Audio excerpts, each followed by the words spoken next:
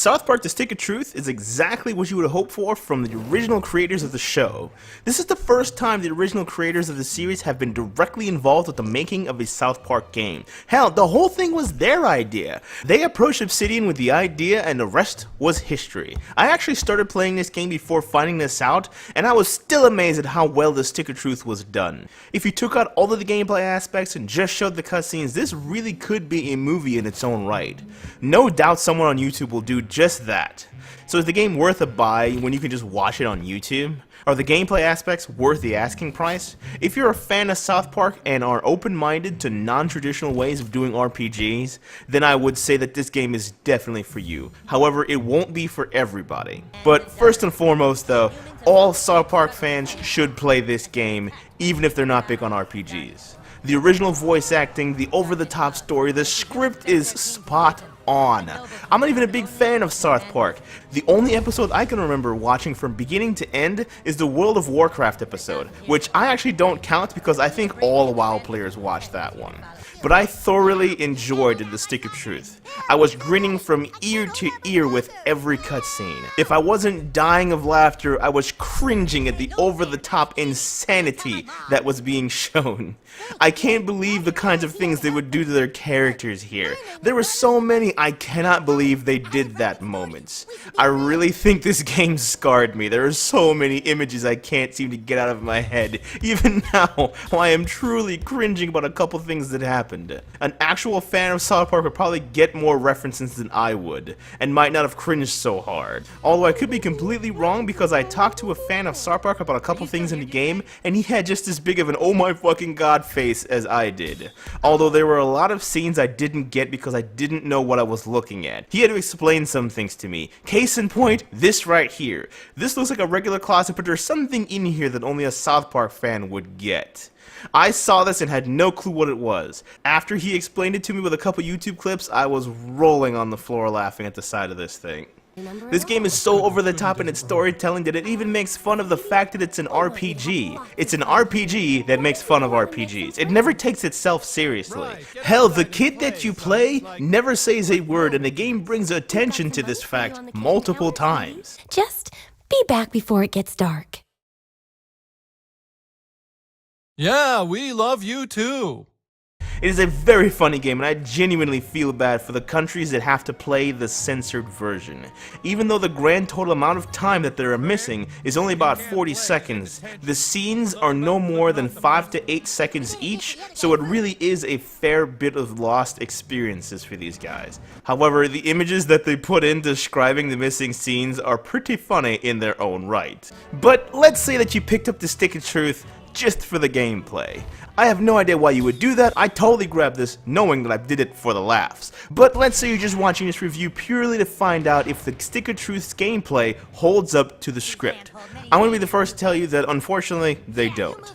The combat here takes the form of a reaction-based system. You have to react to the cues and hit specific buttons to either block attacks or to have your attacks do more damage. Think Mario RPG. The gameplay elements are fun, at least at first. If you bump the difficulty slider to the max right off the bat, the combat can be very challenging in some places. But the game tries to cater to everyone in the sense that the combat can sometimes telegraph actions too much. They actually put a circle under your character and say, hit A whenever you see this to block an attack.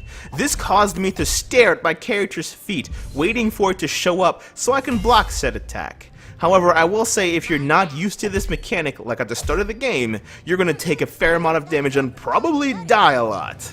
However, the real mechanic that sets off the difficulty here is the fact that you can use an item and attack every turn. This doesn't seem like a big deal. All it allows you to do is heal and attack in the same turn if you choose to. But when you can heal for your entire health every turn consistently, unless you get one-shotted, which can happen if you don't block some attacks by the way, you will almost never lose a fight. Which, at least for me, seriously hurt the game. Battles got boring late game. When you get the best gear, things die at 1 to 2 hits. I did so much damage that I even stopped worrying about defense, and since the level cap can be reached way before the end of the game, it never got any harder. I actually used the same weapon for at least 25% of the game and just slaughtered hordes of enemies without batting an eye. Although if you never get good at blocking, this game could be an absolute nightmare for you. I played this on the hardest difficulty from beginning to end, and there were attacks that if you messed up the block more than twice in a row, it was game over. However, due to the sheer amount of items available to you, spamming yourself back up to full HP and recovering from a powerful attack that killed your team member isn't out of the question. By the way, those team members that you get throughout the game just felt off to me. At the start of the game, they were on par with you in the sense that they were just as strong as you are, but they never scale well. By the end of the game, their basic attacks were pointless, and most of my resource-filling items went to them because I had to spam their special attacks a lot more than mine just for them to keep up with my damage. The combat in the Stick of Truth might not be the best, but generally speaking, you actually don't do a whole ton of fighting. If you compare this to a normal 40-hour RPG where the most of your time is spent fighting, in the Stick of Truth, you'll be spending most of your time exploring, moving around the town of Southpark, seeing all the different places in town and the secrets that are held right behind the fences. The devs definitely wanted you spending your time exploring, talking to different people, completing their tasks, finding all the secrets on all the little holes that you can crawl into.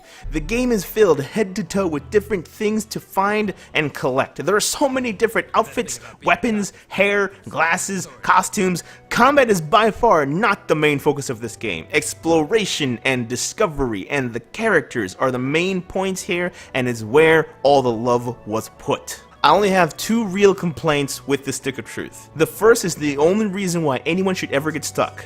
In some places, the game has a very poorly designed way of telling you where you need to go, and these scenarios are so pivotal that you can't move forward until you figure it out.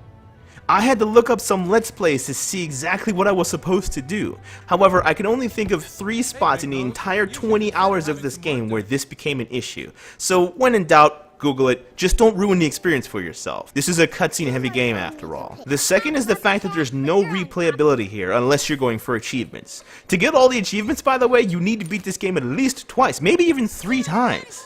If the achievements isn't your thing though, once you've beaten this one, there really is no reason to go back unless you're a hardcore fan.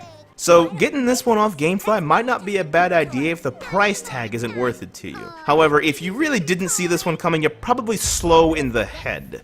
This is a story and exploration heavy game. Once you've been everywhere and seen everything, the second time through obviously is less enjoyable. If you're a South Park fan, you owe it to yourself to play this game. If you're a fan of RPGs and have an open mind and like to laugh, pick this one up just for the experience. It'll definitely make you laugh. If you're a hardcore RPG fan, move on. This isn't going to give you the experience you're looking for. In most 40-hour RPGs, plot points come infrequently. This game, on the other hand, if you skip all the side quests, plot points come at you so fast that you're never going to get bored. Currently, this game is $60 and I will definitely recommend it. Everyone needs to experience a game that is top shelf and is designed purely to make you smile. There's too much hate in this world for every game to be dead serious. We all need a smile and an enjoyable experience from time to time. Alright guys, my name's Dax. I hope you enjoyed the review of Southpark, The Stick of Truth. Let me know what you thought in the comments below. Please like, please subscribe, and you know what? Guys, have a good one. Peace!